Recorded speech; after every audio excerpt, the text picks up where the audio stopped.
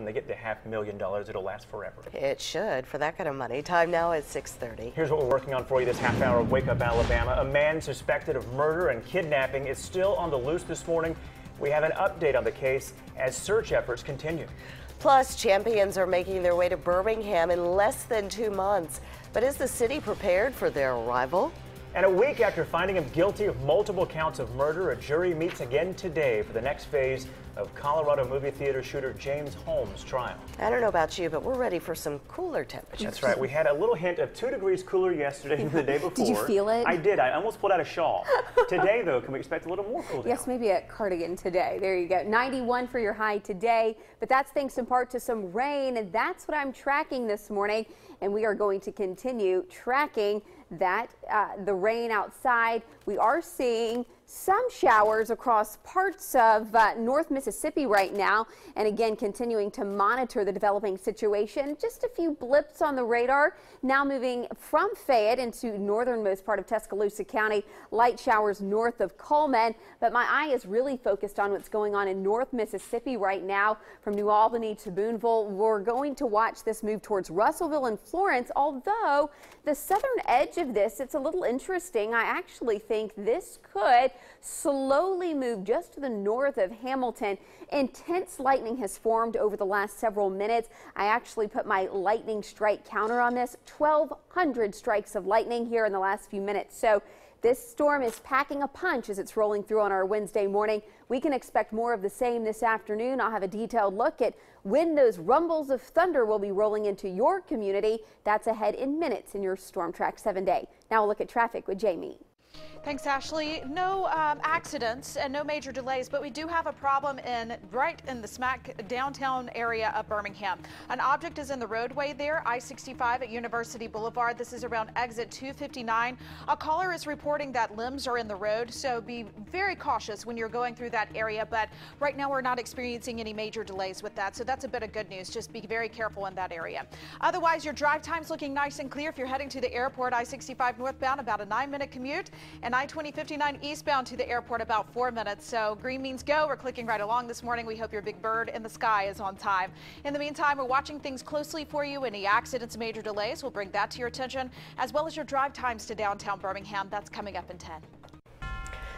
At 6:32, we want to get to some breaking news that we've been following for you this morning. That's right. A body has been found in the roadway in the Center Point area. Our Melissa Kim is live from the scene this morning, has the very latest. Melissa?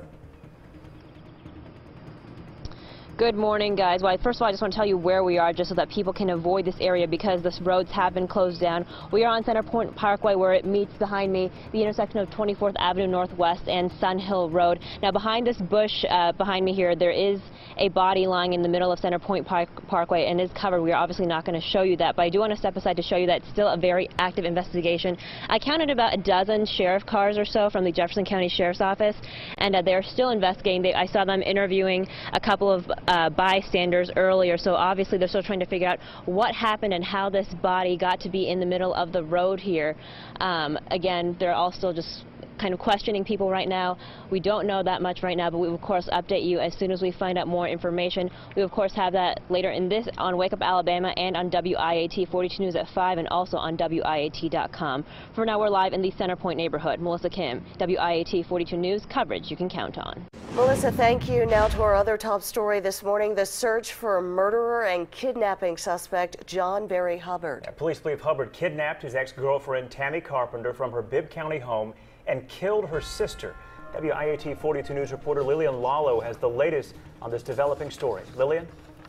Good morning, Gina and Stephen. We have brand new information breaking overnight. Authorities have executed a search warrant. Unfortunately, they did not find any clues. They do have a few people of interest. They're in the Northport area. They say they're not going to give up at all until they find Hubbard. They consider him extremely dangerous since he already shot one person, his ex-girlfriend's sister, who's dead. Police say that Hubbard works as a logger and has lived in Bibb County his entire life. So that's why they're searching in wooded areas that span 20 to 30 miles from where Carpenter was kidnapped. That includes Moundville and part of Tuscaloosa County. Right now, our spirits are still high. Our sheriff has said, you know, we're not going to stop looking until we find him. So whatever it takes, that's what our department's going to do.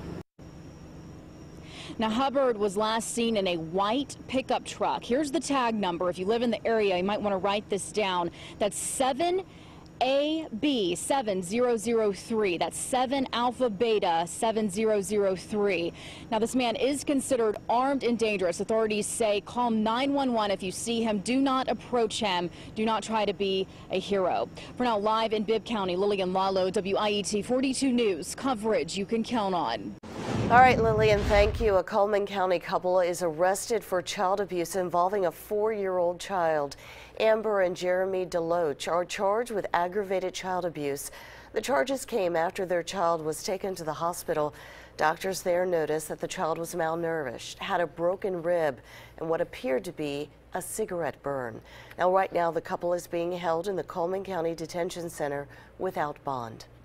The U.S. women's national soccer team is making a stop in Birmingham in September, and tickets go on sale next week. That's right. Many folks are pumped, but 2 months ahead of the exhibition game, some people are wondering if Legion Field is ready for that big game. The stadium needs a new scoreboard, ground maintenance, and upgrades to restrooms and concessions for fans. City leaders tell us they aren't worried about the old Gray Lady. For right now, we have Legion Field, and it will have to serve the purpose.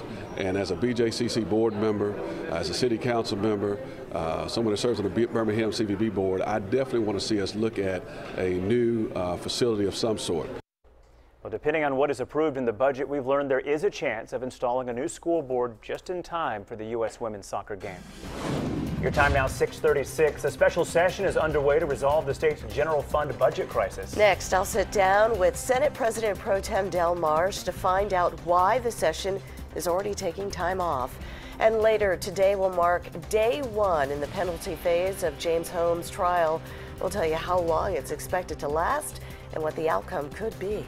You're watching Wake Up Alabama with coverage you can count on.